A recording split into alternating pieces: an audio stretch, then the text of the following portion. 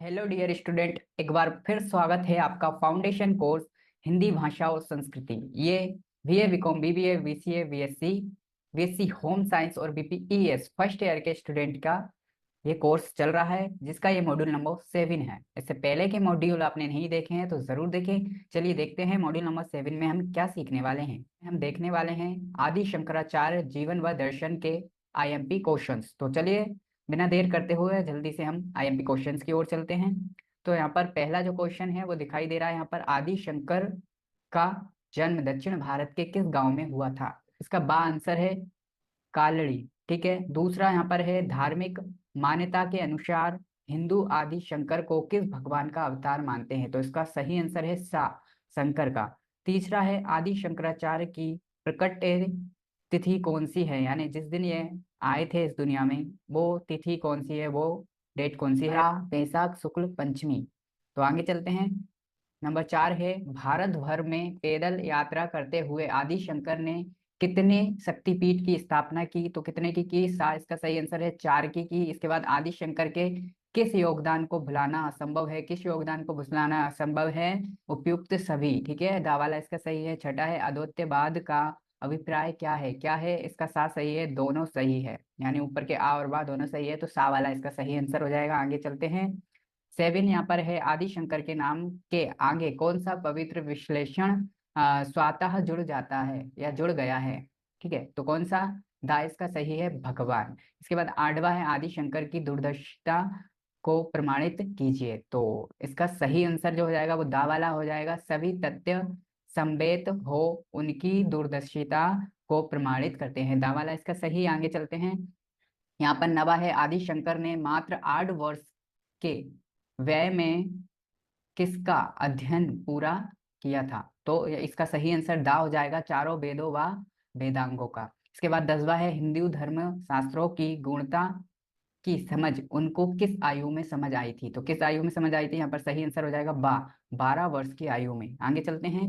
11वां है आदि शंकर ने 16 की आयु में किस ग्रंथ का भाष्य लिखा था? तो किस ग्रंथ का लिखा था?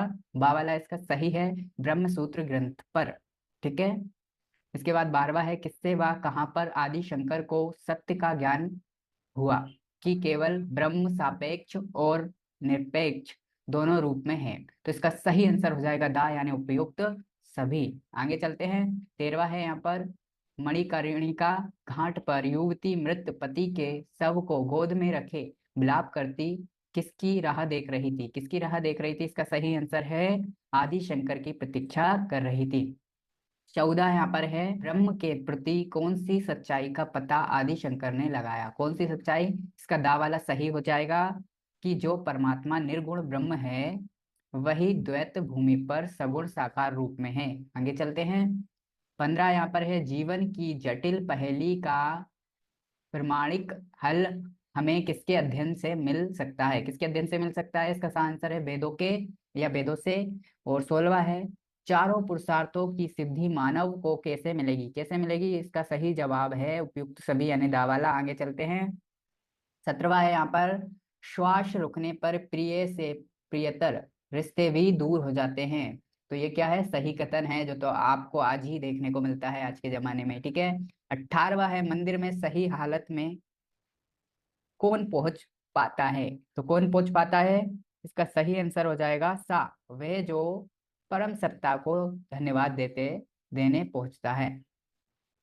19वां है मुंह में पड़े को आदि शंकर ने किसकी तरह बताया? किसकी तरह बताया? बा वाला इसका सही हो जाएगा कि मोहग्रस्त व्यक्ति सपने में जीता है, उसे अज्ञान की नींद घेरे हुए है। 20वां है यहाँ पर आत्म संयम के विषय में आदि शंकराचार्य ने क्या बताया? क्या बताया है? तो आ इसका सही हो जाएगा, बाहरी ताकतों से स्वयं को दूर रखना संयम है। इसके बाद 21वां है आदि शंकर के अनुसार महान तीर्थ स्थल कहाँ है? तो कहाँ है? तो है शुद्ध मन में। 22वां है सत्य के प्रति जिज्ञासा बढ़ते ही शेष बातें किस प्रकार लगती हैं? किस प्रकार लगती हैं? निरर्थक लगती हैं। 23वां है आत्मा को आदि शंकर ने किसके समान बताया है? तो आत्मा को किसके समान बताया है? राजा के समान बताया है, आ सही हो जाएगा। 24वां है बादल हटने पर सूर्य के दर्शन संभव होता है, उसी तरह अज्ञान हटते ही हमें किसका दर्शन होता है? तो इसका सही जवाब है आ, आत्म रूप ब्रह्म का। ठीक है। 25वां है सत्य को जानने के बाद किसको पढ़ने की जरूरत नहीं होती? तो किसको पढ़ने की जरूरत नहीं होती है सत्य को जानने के बाद? समस्त धर्म ग्रंथों को पढ़ने की जरूरत नहीं होती है यदि आप सत्य को जान जाओ तो।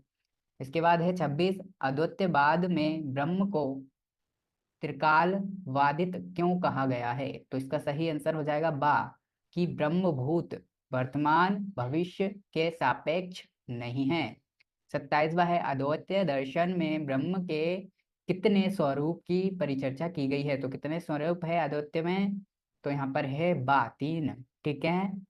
इसके बाद है सृष्टि की उत्पत्ति स्थिति और लय का कारण रूप कौन है? कौन है? तो यहाँ पर सही आंसर हो जाएगा उपयुक्त सभी। ठीक है। इसके बाद आगे चलते हैं। 29 यहाँ पर है व्यवहार जगत में उपादान कारण किसे माना गया है? माना जाएगा। तो किसको? सा वाला यहाँ पर सही हो जाएगा, माया आदि।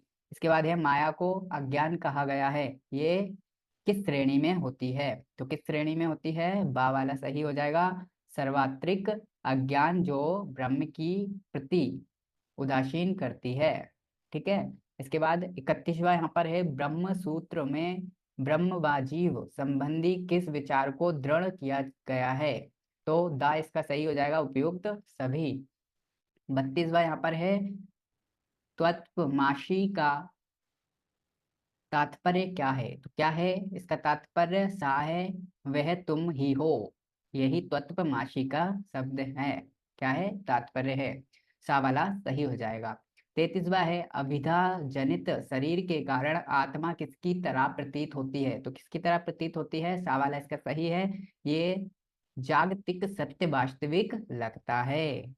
इसके बाद है 34वां, इसका सही आंसर बा हो जाएगा। क्या है? रस्सी कब सांप का भ्रम पैदा करती है? तो कब करती है? बा वाला, अज्ञानता वर्ष, यानी जब हमें अज्ञानता होती है तो रस्सी भी सांप की तरह प्रतीत होती है।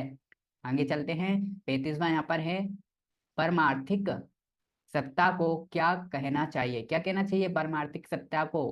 क्या कहना चाहिए? सा वाला सही है, ब्रह्म कहना चाहिए। इसके बाद है 36, भगवान शंकर की आज भी आवश्यकता क्यों है? क्यों है? दा इसका बिल्कुल सही जवाब है, उपयुक्त सभी सत्य है कथन है। इसके बाद आगे चलते हैं हम। 37वां है कौन सी अनुभूति होते ही जगत सत्ता खंडित हो जाएगी? कौन सी अनुभूति? तो इसका सही जवाब है बा, ब्रह्म अनुभूति होने पर जो है जगत की सत्ता खंडित हो जाएगी। 38वां यहाँ पर है स्वप्न में स्वप्न का जल हमारी किस प्यास को परितृप्त करेगा? किस प्यास को? केवल सपनों में लगी प्यास को, यानी बात सही हो जाएगा 38 का। 39वां है माया को क्या ब्रह्म से त्रोहित शक्ति मान सकते हैं? तो इसका सा जवाब हो जाएगा दोनों सत्य, यानी आ में जो लिखा है बा में जो लिखा है ये दोनों सत्य है, सा वाला सही हो जाएगा।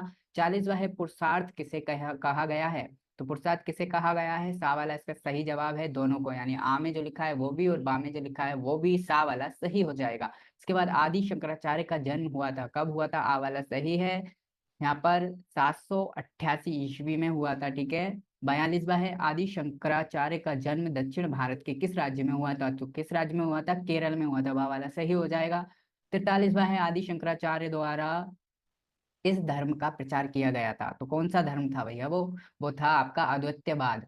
ठीक है, और यही सच्चाई है। ठीक है। इसके बाद है 44वां यहाँ पर आदि शंकराचार्य ने परमात्मा के किस रूप को मान्यता दी? तो किस रूप को मान्यता दी इन्होंने? निराकार व साकार दोनों, चलिए दोनों रूपों को इन्होंने मान्यता दी।